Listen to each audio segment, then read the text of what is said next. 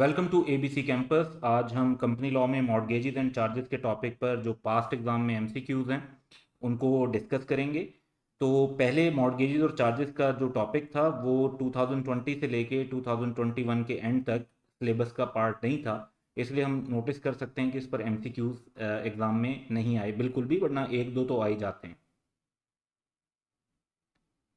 और लेकिन जो पहली अटेम्प्ट हुई न्यू स्कीम के मुताबिक स्प्रिंग 2022 में, इसमें 4 एमसीक्यूज हैं जो इस एक टॉपिक या एक चैप्टर से रिलेट करके पूछे गए हैं। तो इन 4 एमसीक्यूज की तरफ वन बाय वन चलते हैं।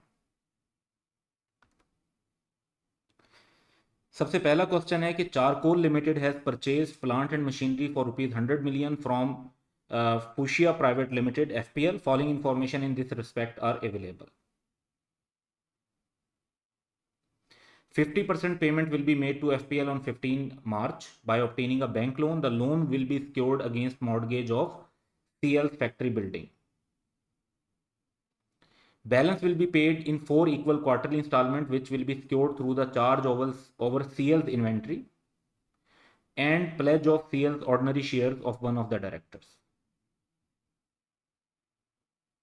तो एक डायरेक्टर जो है वो ऑब्वियसली क्योंकि डायरेक्टर्स जो हैं वो मेंबर भी होते हैं कंपनी के, तो वो शेयर होल्डर भी हैं और उनके पास कंपनी के सीएल के ही शेयर्स हैं, वो उनको भी प्लेज करवा रहे हैं लोन के लिए, जो बेसिकली उस कंपनी की तरफ अमाउंट पेएबल है जो इंस्टॉलमेंट की सूरत में। रिक्वायरमेंट क्या है? रिक्वायरमेंट ये है कि which of the following securities are required to be registered. अब इसमें अगर आप नोटिस करें तो जो फैक्ट्री बिल्डिंग है इसका मॉर्गेज, फैक्ट्री बिल्डिंग कंपनी का एसेट है, सीएल का एसेट है, तो ये तो बिल्कुल रजिस्टर्ड होगा। सीएल की इन्वेंट्री, ये भी उनका ही एसेट है, इसके ऊपर जो चार्ज होगा ये भी रजिस्टर्ड होगा। सीएल के जो शेयर हैं वो सीएल का एसेट नहीं है, वो तो उसके डायरेक्टर का एसेट है। तो इसमें कंपनी की कोई प्रॉपर्टी, कंपनी का कोई एसेट जो है वो इन्वॉल्व नहीं हो रहा। डायरेक्टर की ऑनरशिप है, डायरेक्टर का एसेट है, कंपनी की तरफ से तो वो शेयर इशू हुए हैं। हाँ, डिबेंचर्स वगैरह होते हैं और उसकी कोई उसको सिक्योर करवाया हुआ होता है, तो उसकी ट्रस्ट डीड वगैरह की वजह से जो मॉर्गेज और चार्ज होता है उसको प्लेज करवाना और एंगल होता है। लेकिन यहाँ पर ये जो कंपनी के अपने शेयर्स हैं, ये कंपनी का एसेट नहीं है जिनके ऊपर मॉर्गेज और चार्ज क्रिएट हो रहा हो, तो इसकी कोई रजिस्ट्रेशन रिक्वायर्ड नहीं है अंडर द लॉ। तो हमारा वो आंसर होगा जिसमें फैक्ट्री बिल्डिंग का जिक्र हो कि वो रजिस्टर्ड होना है, और इन्वेंट्री, ये दो आइटम, तीनों आइटम जहां होंगे वो गलत होगा। तो पहला ऑप्शन जो है उसके अंदर ऑर्डिनरी शेयर्स लिखे हुए, तो ये गलत हो जाएगा। जहां पे सिर्फ बिल्डिंग ओनली लिखा हुआ है वो भी गलत हो जाएगा। और जहां पर जो है मॉर्गेज ऑफ ऑल आइटम्स लिखा हुआ है, क्योंकि इसमें भी शेयर्स डाल दिए इन्होंने और मॉर्गेज लिख दिया, जबकि इन्वेंट्री का जो है वो चार्ज है। तो यहां पर जो करेक्ट ऑप्शन बनेगा वो बनेगा बी, क्योंकि इसमें बिल्डिंग वाली बात भी हो रही है और इन्वेंट्री वाली बात भी हो रही है और इसके अंदर शेयर्स का जिक्र नहीं किया गया। तो ये बी हमारा करेक्ट ऑप्शन है। नेक्स्ट क्वेश्चन है हमारे पास कि which of the following statement is correct regarding inspection of companies register of mortgages and charges.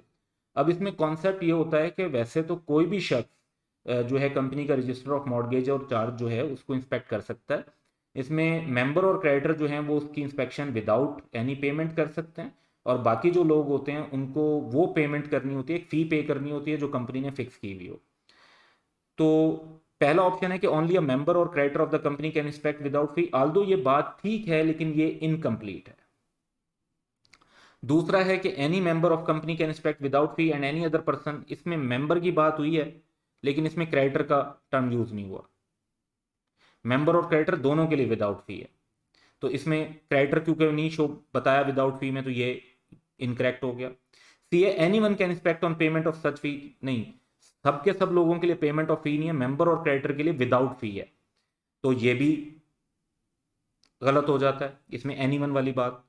फिर है कि एनी मेंबर और creditor of the company can inspect without fee and any other person can inspect on payment of such fee as fix by the company. इसके अंदर complete बात हो रही है। सेकंड एरिया इसमें से जो ऑप्शन ए था उसके अंदर मिसिंग था, ऑप्शन डी जो है वो कंप्लीट है और यही हमारा आंसर होगा। नेक्स्ट क्वेश्चन है कि the registrar has not received any intimation of satisfaction of charges from the company. he may still enter in the register of mortgages and charges a memorandum of satisfaction with respect to the registered charge only when concerned bank informed the registrar. बिल्कुल वहां से भी information वैसे तो मिल सकती है. The final payment of debt has been made, ये तो प्रॉपर सेटिस्फेक्शन होती है. Registrar has the knowledge that the payment of debt has been made. अब रजिस्ट्रार को जब इस चीज को रिकॉर्ड करना होगा वो तभी रिकॉर्ड करना होगा जब रजिस्ट्रार के पास कोई ना कोई एविडेंस हो, खुद हिमसेल्फ ही हैज सम एविडेंस, तो तब वो इसको बेसिकली रिकग्नाइज कर सकते हैं. यही लॉ के सेक्शन में मेंशन है. अब रजिस्ट्रार के पास ये एविडेंस किस तरीके से राइज होता है, क्योंकि बाज़ ये होता है कि एक मॉर्गेज और चार्ज जो सेटिस्फाई हो रहा होता है उसकी उसी प्रॉपर्टी पर एक और मॉर्गेज और चार्ज क्रिएट हो रहा होता है. तो जब नया मॉर्गेज और चार्ज क्रिएट करवाया जाता है तो सारे डॉक्यूमेंट्स जमा करवाए जाते हैं, जिससे रजिस्ट्रार के पास ये इन्फॉर्मेशन भी आ जाती है कि जो पुराना मॉर्गेज और चार्ज था वो सेटिस्फाई हो चुका है. हालांकि उसकी जो सेटिस्फेक्शन है वो कंपनी ने भी इंटीमेट नहीं की होती, बैंक ने भी इंटीमेट नहीं की होती, लेकिन रजिस्ट्रार के पास क्योंकि उसका एविडेंस मौजूद होता है तो वो उसकी बेस पर उसको उसकी सेटिस्फेक्शन को जो है रिकॉर्ड कर सकते हैं register of mortgages and charges के अंदर. तो हमारा सेक्शन 110 के मुताबिक ऑप्शन डी करेक्ट होगा.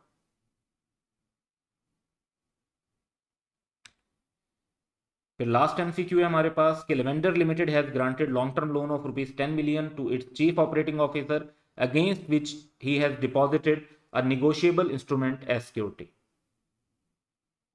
Which of the following statement is correct regarding registration of above security under the Companies Act?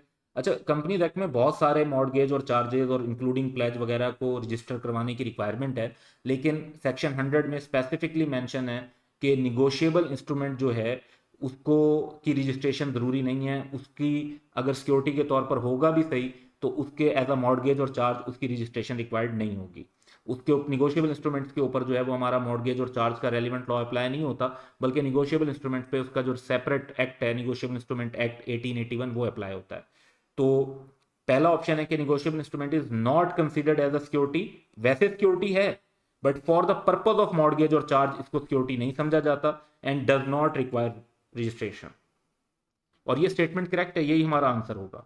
अब बाकियों में क्या इशू है, बी और सी के अंदर लिमिट बता दिया है कि जी 10 मिलियन होगा तो रजिस्टर्ड करवाना है, 10 मिलियन तक होगा तो नहीं करवाना.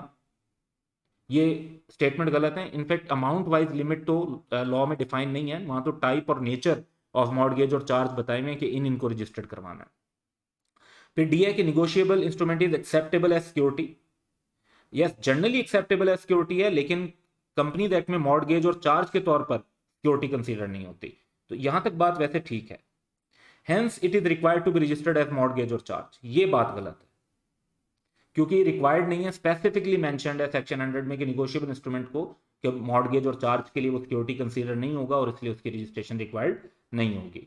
तो हमारा ऑप्शन ए करेक्ट है जिस तरह हमने पहले आइडेंटिफाई किया, लेकिन बाकी ऑप्शन भी हमने देख लिए कि उनमें क्या प्रॉब्लम है जिसकी वजह से हम उन्हें करेक्ट कंसीडर नहीं कर रहे.